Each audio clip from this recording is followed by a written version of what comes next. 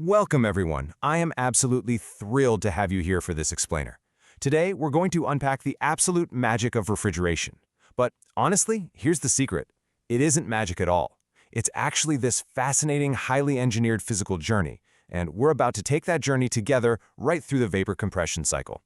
Whether we're talking about preserving the food in your kitchen, cooling a massive data center, or just surviving a completely sweltering summer afternoon, the thermodynamics happening behind the scenes are truly remarkable.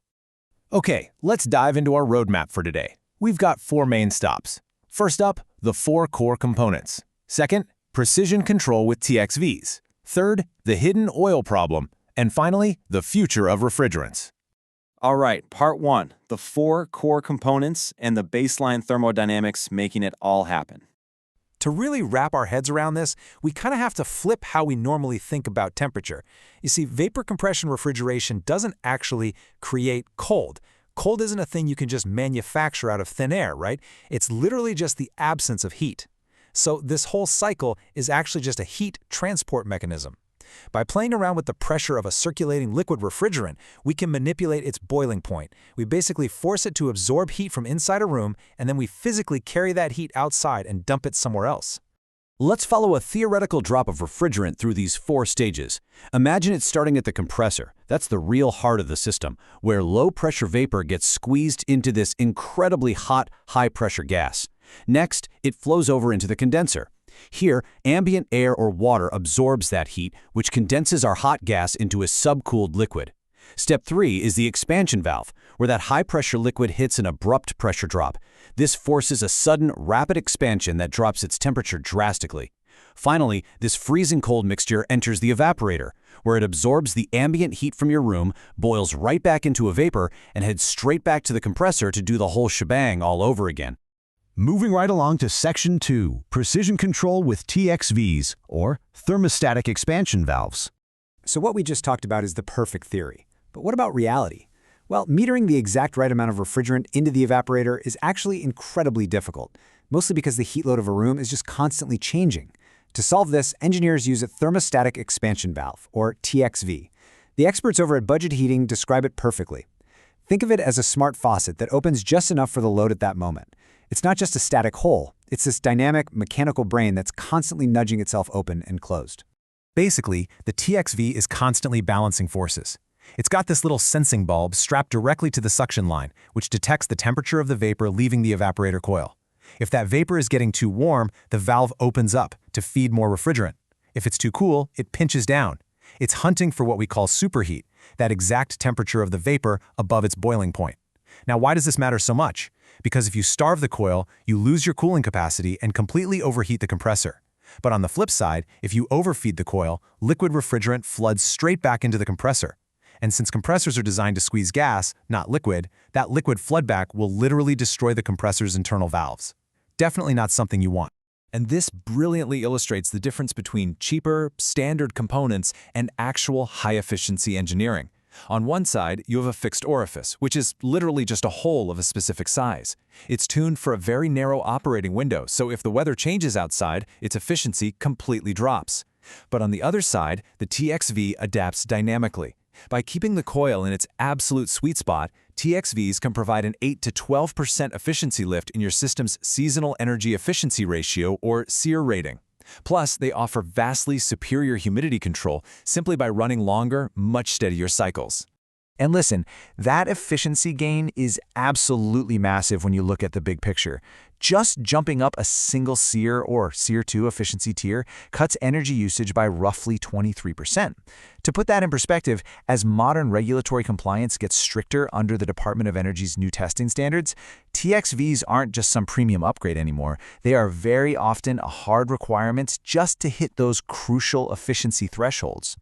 Which brings us to Section 3, the hidden oil problem in dynamic fluid modeling.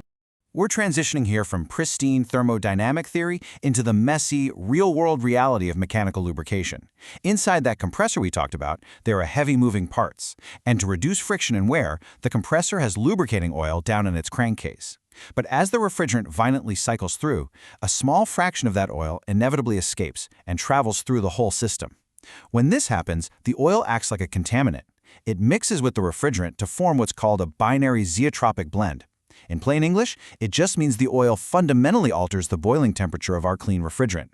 Predicting how this oily mixture actually behaves is a giant puzzle. Researchers over at Mitsubishi Electric Research Laboratories, MERL, had to develop some really intense dynamic modeling to map this out across 3 thermodynamic phases. First, in the liquid phase, the presence of the oil actually delays the onset of boiling. Second, during 2-phase boiling inside the evaporator, the refrigerant vaporizes cleanly, which leaves the remaining liquid highly enriched with oil. Finally, in the dry-out phase, all the refrigerant is vaporized, leaving behind a mass fraction of pure oil. Now, what's really interesting about this is the total mechanical chaos of what researchers call a flooded start. Picture this. Your system is turned off for a while. During that time, refrigerant actually migrates and condenses right into the dormant oil sump. When you suddenly fire that compressor back up, the pressure drop causes the refrigerant trapped inside the oil to rapidly flash into vapor. This triggers violent foaming, completely strips the mechanical parts of their necessary lubrication, and can even send a heavy slug of liquid straight into the compressor cylinders. On top of that, the MERL paper highlights a really fascinating contradiction during normal operation. Because the local boiling point goes up as the mixture gets more and more oil-heavy inside those evaporator tubes, the whole system can suffer from severe performance degradation. You can literally have a situation where the thermometer tells you there's a large apparent superheat, meaning the vapor should theoretically be totally dry, but the reality inside the pipe is incomplete evaporation. The oil is basically tricking the system and dragging down your efficiency. All right, last stop. Section 4. The future of refrigerants and environmental solutions. So we've got our valves optimized and our oil flow modeled, but what about the literal lifeblood of the system itself, the chemicals? Well, the vapor compression cycle has a pretty dark environmental history. In the past, we relied heavily on CFCs, like old-school Freon. They were incredible refrigerants, but unfortunately, they caused severe depletion of the Earth's ozone layer. So the Montreal Protocol forced the industry to shift over to HCFCs and HFCs. Now, these absolutely save the ozone layer, but they have a massive flaw, an extremely high global warming potential, meaning they trap heat in the atmosphere way more effectively than carbon dioxide. Because of that, the future of the industry really relies on a return to natural refrigerants, specifically subcritical CO2, also known as R744. But naturally, using CO2 presents a major physical hurdle. In hot climates, the ambient air outside is simply too warm to condense CO2 without requiring unimaginably high, totally dangerous pressures. Enter the cascade system, which is perfectly illustrated by the designs from Intar-Khan. A cascade system essentially uses 2 totally independent refrigeration circuits. It isolates the CO2 in a low-temperature subcritical loop. Then a secondary, high-temperature circuit, using a fluid like glycol or propane, absorbs the heat from the CO2 and condenses it. This clever workaround keeps the CO2 pressures safely manageable, even right in the middle of a sweltering summer. So, the crucial takeaway here is this. By isolating that natural, eco-friendly CO2 in the low-temperature distribution lines and using direct expansion or pumped flooded evaporators, we literally get the best of both worlds.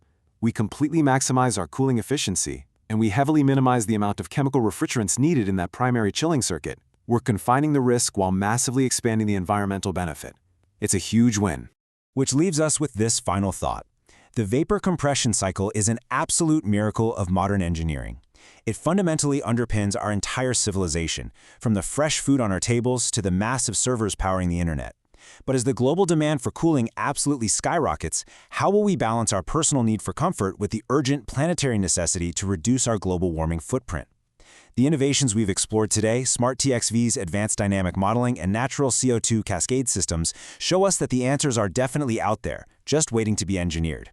Thank you so much for joining me on this explainer, and keep asking the big questions.